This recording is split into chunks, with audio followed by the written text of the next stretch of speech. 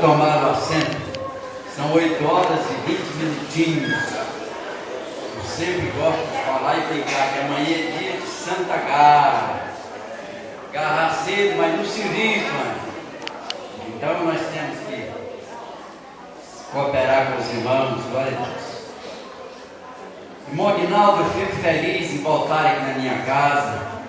E hoje uma felicidade dobrada. De ver Mercedite ali, olha. Mercedite Pereira da Silva. Em 1900 e nada, irmão, cheguei na igreja. A Mercedite já estava tocando o órgão lá. Pedalava ele. Né? E nós conhecemos a Mercedite, fui presidente da mocidade em 65, 66. Nossa, Deus. Presidente da mocidade. Tinha acho que uns 6 jovens. E a Mercedite era uma delas. Né? E hoje está aqui, irmãos. Conduta ilibada, pessoa que nunca deu problema na igreja, trabalhadora. Nunca aconteceu nada de errado com a Mercedite. E hoje está aqui na igreja servindo o Senhor. Era filha da irmã Geraldina Pereira da Silva. Mulher macho, sim senhor. Paraibana mesmo, retada. Que muito nos ajudou. Profeta de Deus. Quando ela levantava a voz para profetizar, você podia escrever. Cumprimento vinha mesmo. Não tinha conversa. Mulher que falava com Deus. E Deus respondia assim a oração rapidinho. Né? Amém, Mercedite? Você batizou quando, Mercedite? Você lembra? Quando você batizou nas águas?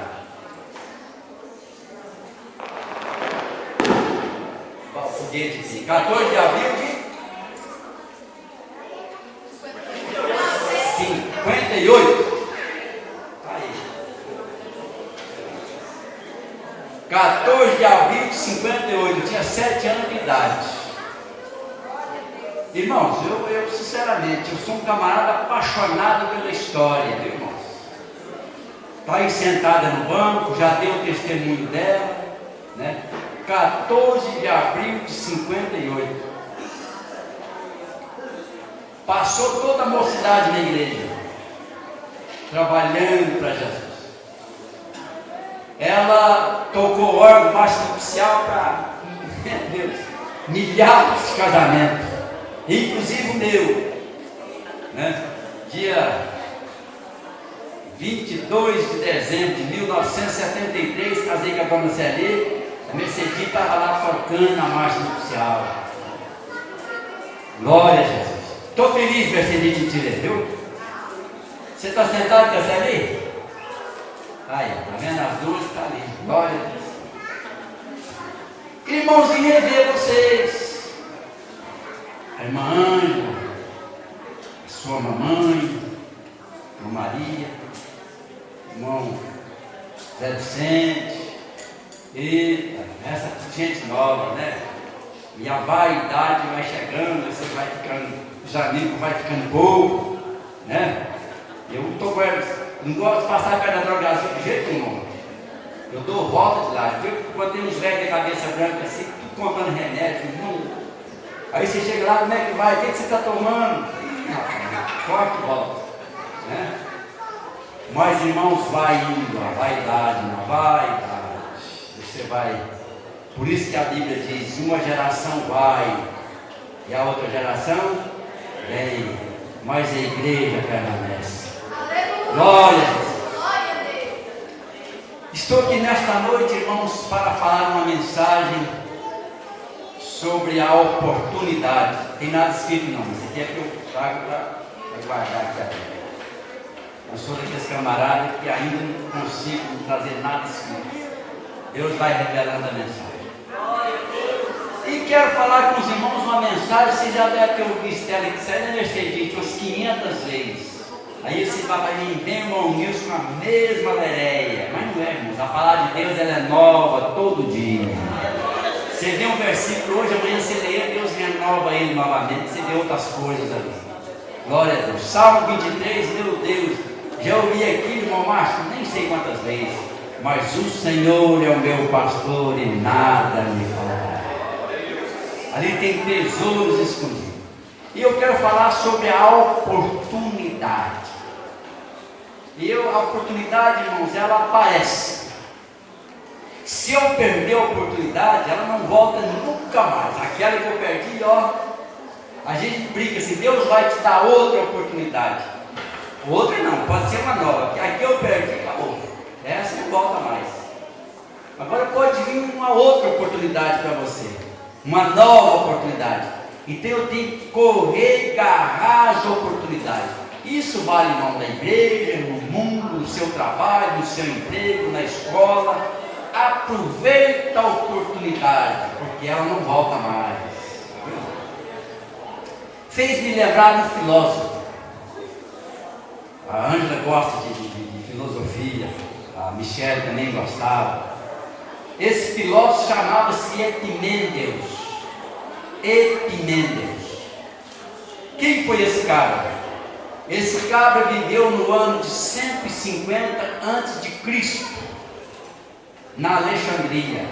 Ele era grego. Olha o nome dele, Epimênides, grego. Morava numa ilha chamada Creta.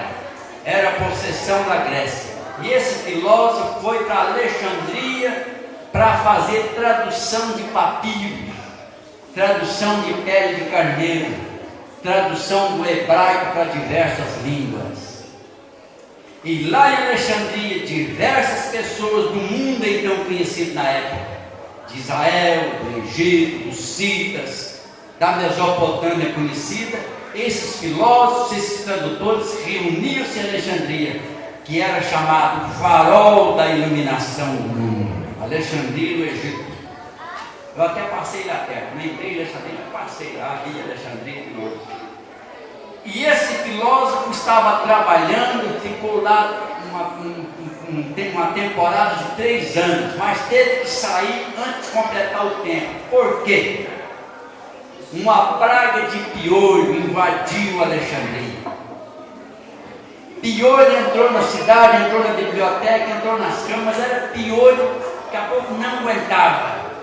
Praga de piolho igual aquela do Egito. E o rei de Alexandria chamou os filósofos e disse: vocês têm que dar um jeito nisso aqui. Filósofo também chamado de videntes, filósofo também chamado de feiticeiros, chamado de wizard. Se curso de inglês chama wizard, quer dizer profeta, vidente, feiticeiro. Essa palavra quer dizer isso. E vocês vão ter que tirar o piolho daqui. Mas dentro dos filósofos tinha filósofos hebreus, que eram homens santos que adoravam o Deus de Israel, Deus Shalom. E os filósofos hebreus disseram assim: hebreus quer dizer israelita, em lugar estrangeiro quer dizer chamado hebreu. O israelita, se chegar no Brasil, ele é chamado de hebreu. Naquela época, hoje chama de israelita, mas naquela época era chamava-se de um estrangeiro, um intruso. Então eles conheciam os israelitas por hebreus. Aí eles falaram: não, tem os hebreus aqui, eles invocam um Deus diferente. Ou vocês tiram o piolho, nós cortamos a cabeça de vocês. Ele falou: não, isso com nós é tranquilo. Arruma para nós 2 ovelhas. 2. E nós vamos sacrificar as ovelhas. E Deus de Israel vai dar livramento aos piolhos aqui em Alexandria. E os filósofos saíram. Deixaram apenas os hebreus, os filósofos hebreus. E eles pegaram 2 ovelhas, sacrificaram. Deus recebeu o holocausto, subiu-se a fumaça e foi banido de Alexandria os piolhos. E esse filósofo Epimênides voltou para a sua terra, chamado Creta, possessão dele. Só que aconteceu nesse intervalo que os piolhos migraram para a Grécia. Os piolhos foram para a Grécia. Os piolhos chegaram em Atenas. Os piolhos chegaram em toda a possessão grega. E piolho para tudo quanto é lado. E o rei Draco Solo, da época, dinastia, mandava na Grécia. Disse: olha, chamaram os videntes dele, os feiticeiros, as pessoas, tire os piolhos daqui. E eles disseram: vamos tirar. e invocaram os deuses, fizeram tudo quanto é trapaça, e os piolhos multiplicavam-se. Quando chegou o dia dele, o dia da definição, disse: olha, ou vocês tiram os piolhos, vão perder a cabeça. Aí um filósofo disse: olha, nós não demos conta, mas em Creta mora um filósofo chamado Epimênides, ele dá conta de tirar os piolhos. Epimênides tinha contado para eles o que acontecia em Alexandria, e eles lembrou: tem um filósofo lá, manda buscar o homem. E foi sua esquadra de navio buscar o homem em Creta. Chegou lá, mas não contaram nada para ele. Olha, Epimênides, o rei mandou te chamar. Poxa, ficou alegre. Eu vou conversar com o rei. E a fama dele correu. Você vai encontrar com o rei. Você vai falar com o rei. E faz isso para nós. E ele foi todo garboso, com as melhores trajes para encontrar com o rei. Chegou em Atenas, o cortejo formou-se. Epimênides entrou no palácio e apresentou: pois não, vossa majestade. Ele falou: rapaz, você está vendo essa praga de piolho? Fiquei sabendo.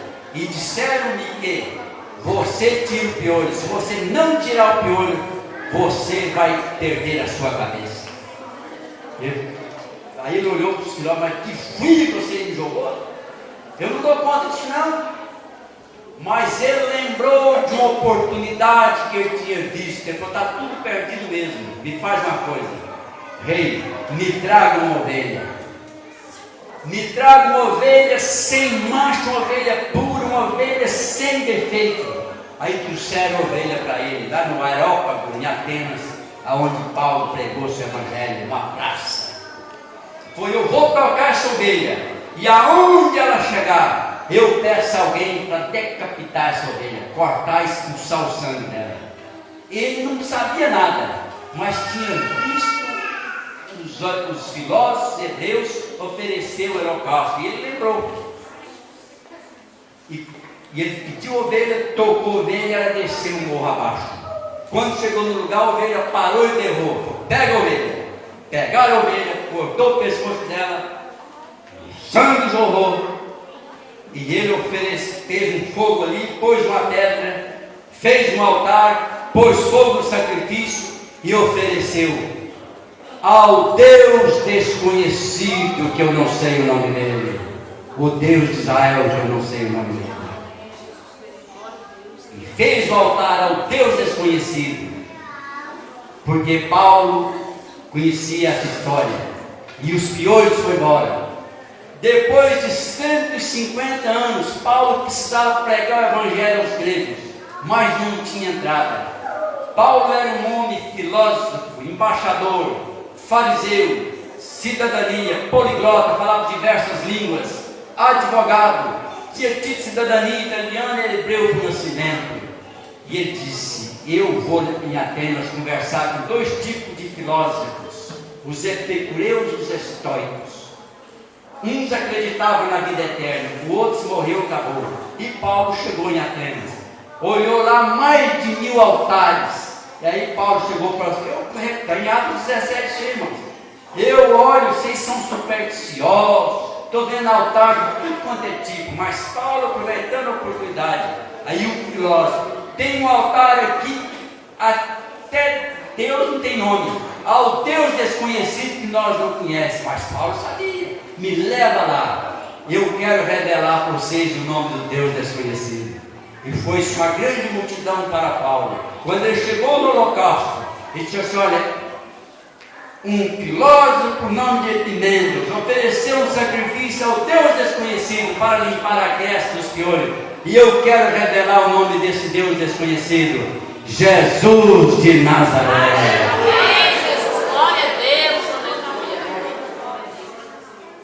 E esse Deus está aqui nesta noite. Glória a Jesus. Então vence a oportunidade, e eu não posso perder essa oportunidade. E voltando à Bíblia Sagrada, no livro de Mateus, no capítulo 19, o versículo 16, tem uma passagem chamada assim: o jovem rico. O jovem rico.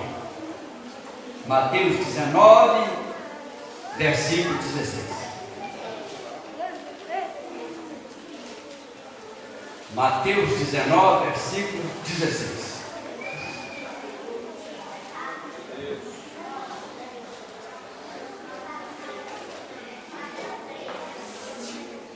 Acharam isso? Quem não achou pode olhar para mim. Diz assim: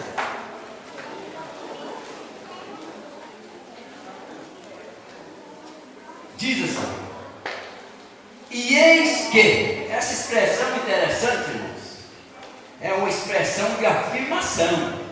Eis que hoje você conseguirá emprego. Ou seja, essa expressão é uma garantia. Por isso os profetas, quando usados por Deus, dizem, eis que, assim diz o Senhor, que é uma expressão que tem garantia. Então diz, olha, e eis que aproximou-se dele, Jesus, um jovem, e disse-lhe, bom mestre. Olha que coisa interessante. Esse jovem chegou perto de Jesus, pastor Márcio, e falou assim, bom mestre. Era um linguajar daquela época que ninguém chamava Jesus de bom, a não ser os seus chegados. E chegar um homem rico, um jovem rico, e chegar perto de Jesus e disse assim, bom mestre. Naquela época em que Jesus caminhava, andava pela Palestina, todos não queriam chegar perto de Jesus, somente os necessitados, a casta rica. Os homens de bem da sociedade daquela época não chegavam perto de Jesus porque era escárnio. Ah, você conheceu ele? Você conheceu ele? Ninguém, se soubesse que Jesus estava ali, o pessoal cortava a volta. Mas só que eles não poderiam esconder dos milagres que Jesus operava. Aleluia, Jesus. E certa feita um político, um senador de Israel, com vergonha de que alguém soubesse que ele tinha encontrado com Jesus, saiu bem pela madrugada de noite e bateu aonde Jesus estava. Nicodemo chegou, eu quero conhecer Jesus. Mas de noite, para que ninguém soubesse que ele tinha estado com Jesus. Mas esse jovem aproximou-se de Jesus e disse, bom mestre. Jesus olhou ele, esse cabra quer alguma coisa. Quando Jesus recebeu aquele tratamento, o Espírito Santo de Deus revelou, esse cabra quer alguma coisa. Mas ele estava atrás de uma oportunidade, que talvez não queria ela mais. E Jesus disse assim, disse-lhe, bom mestre, que farei para conseguir, para herdar a vida eterna? Olha, irmãos, que pergunta. Aquele jovem rico parece que não tinha necessidade de nada, mas uma coisa perturbava a sua consciência, alguma coisa desalojava a sua inquietude, alguma coisa perturbava o seu coração, a sua consciência, que ele sabia que precisava de alguma coisa mais alta, mais séria, para conseguir, para herdar a vida eterna. Que pergunta! Aí vem aqui, olha. Que farei para conseguir, para herdar a vida eterna? E disse-lhe Jesus, vem cá, cara, por que você me chama de bom? Aleluia.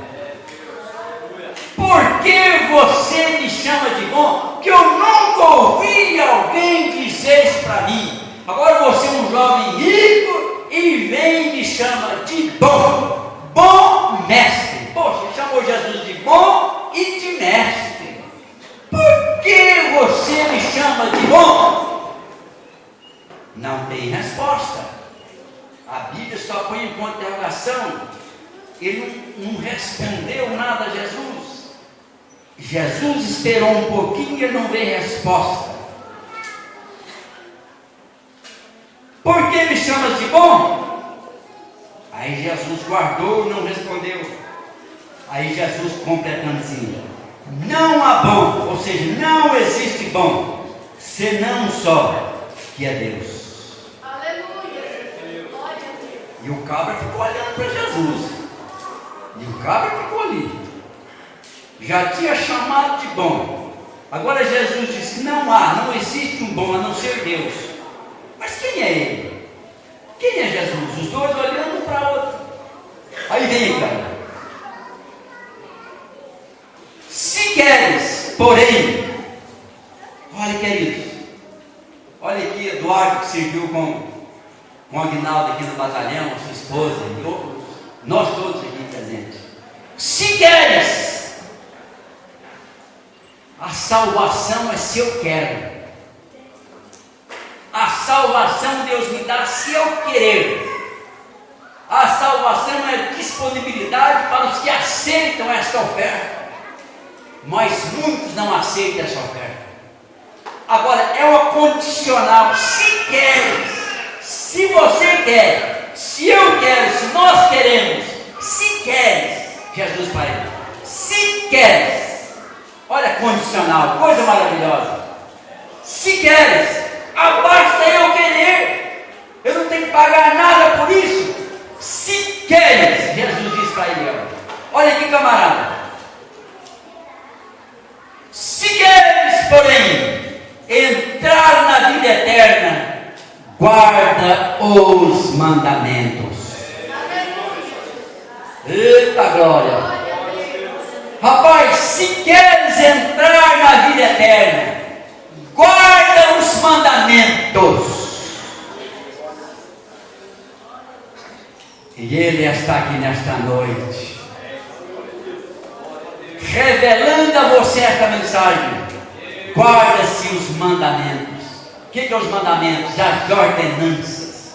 Se queres entrar na vida eterna, guarda os mandamentos. Ponto. Esse cabra tinha preparado aí. Por quê? Ele conhecia os mandamentos. Ele era um cara rico, era da sociedade, era fariseu. Ele pertencia à casta dos nobres de Israel. Ele tinha que parar aí, voltar, vou guardar os mandamentos para minha entrada. Mas ele quis se exaltar a qualidade. Ele quis se apresentar como um cabra esclarecido que sabia mais do que o mestre.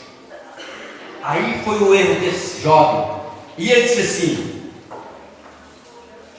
e disse ele, jovem, quais? Puxa vida, irmãos, nós não podemos tentar Jesus. O tiro sai para trás. Quando às vezes alguém vem conversar comigo: meu querido, você errou, me mostre o meu erro. Você sabe, rapaz, você sabe o seu erro, porque você está tentando o Espírito Santo, você conhece. Se alguém disser: Maurício, você errou, errei mesmo, que a conversa me atrai, o Espírito Santo me revela. Mas eu conheço os mandamentos, é só comigo. Quais? Olha aí, olha o erro desse camarada. Quais? Aí Jesus, com toda a paciência do mundo, disse assim para ele: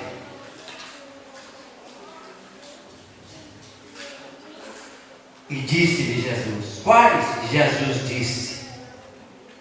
Puxa, ele era careca de saber isso. Ele era consciente. Irmãos, ele era cônscio. Ele era, meu Deus, transbordante de saber isso.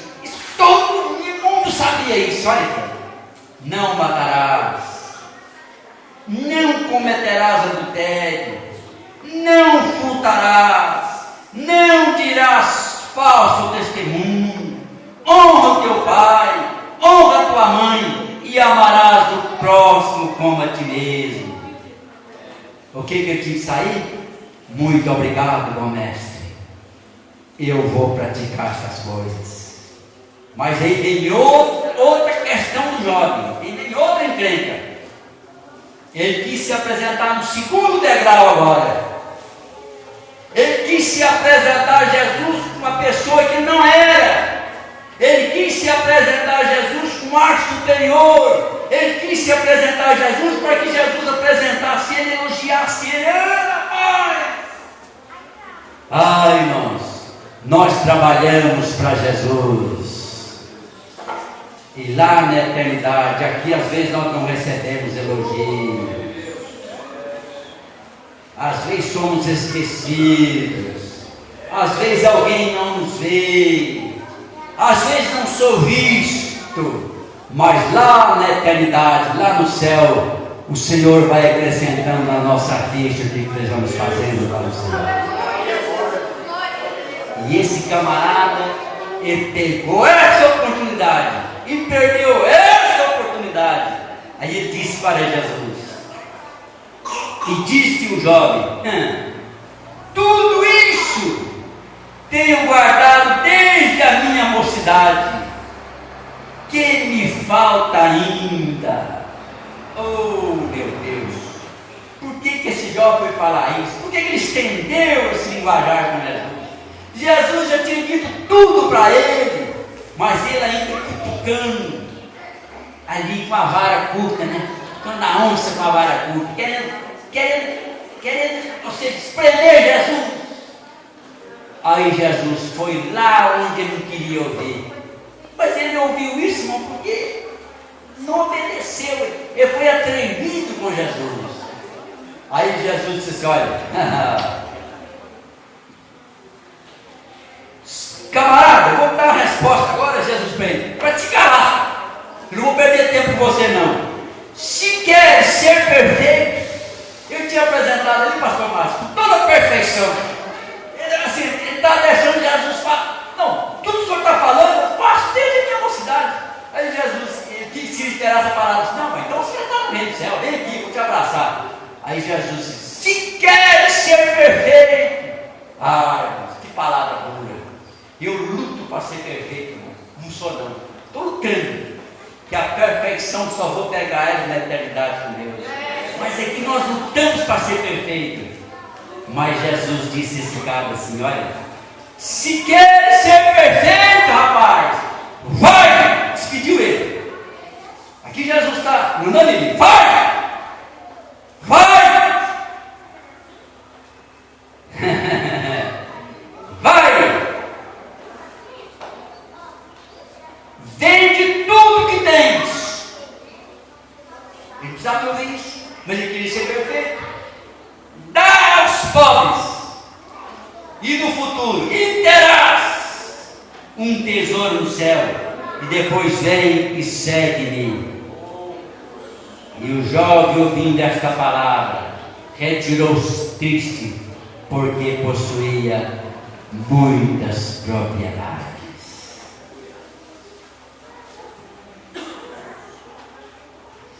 Mas nesta noite Jesus disse para você: se queres ser perfeito, é só me aceitar como Salvador, e eu entrarei na sua vida. Hoje é esta oportunidade para você. Jesus está aqui nesta noite para te abençoar, para te guardar, te proteger. Lembramos que você, nós necessitamos de Jesus. Nós não somos nada sem Jesus. E nesta noite eu posso dizer: Jesus, me toca, segura a minha mão. Nesta noite feliz, neste santo lugar, eu marquei